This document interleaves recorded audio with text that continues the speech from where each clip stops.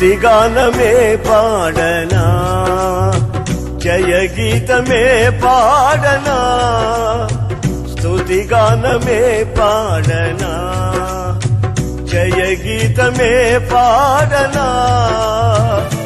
నా ఆధారమయ్యున్న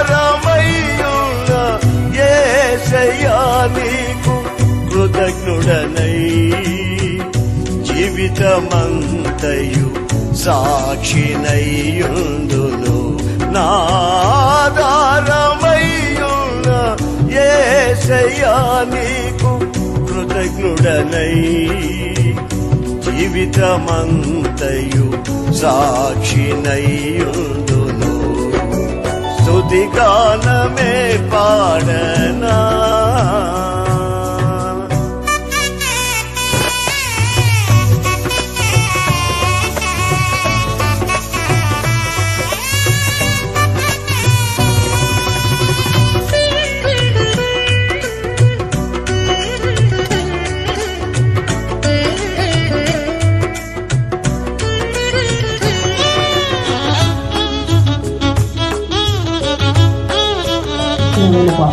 మనిషిని అర్థం చేసేవాడిని, నేను ప్రార్థన చేసుకునేవాడిని. ఏం చేసేవాడిని అంటే గుర్రం వేసుకుని వెళ్ళి స్త్రీలు ప్రార్థన చేస్తుంటే ఆ గుర్రంతో వాళ్ళని తొక్కించి నా చిత్రం చేసి ప్రాణాలు తీసిన భయంకరమైన పాపిని నన్ను రక్షించడానికి వచ్చాను.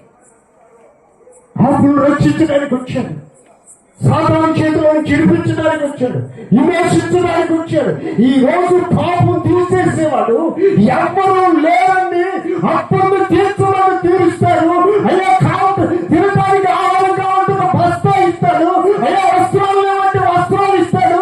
డబ్బు కావాలంటే డబ్బు ఇస్తాడు. పాపంలో నుంచి విమర్శించేవాడు కావాలి. ఎవరున్నారు భర్త కొబ్బరికాయలు కొడతారు పొద్దున్న పాపం ఏదో ఒక 2-3 బకెట్ నీరు పోసుకుంటాం పోతుందండి. ఎందుకు ఒక వాగులో దిగి స్నానం చేసి వస్తాం పోతుందండి. కానీ ఆ పరమాత్ముడే ఈ లోకానికి రావాలి. అతడే మా కొరకు మా అపకారం కొరకు పరిహారం చెల్లించాలి. అతడు పుణ్యదానంగా బలియాగం అవ్వాలి. దేవుడే అనేవాడు ఈ లోకానికి రావాలి. మా కొరకు అగ్ర పశువుగా వధించబడాలి. గుర్రపులుగా వధించబడాలి. అనంతమైన పాపానికి పరిహారం హల్లెలూయా హల్లెలూయా. పూజారి గారు అంటాడు కదా,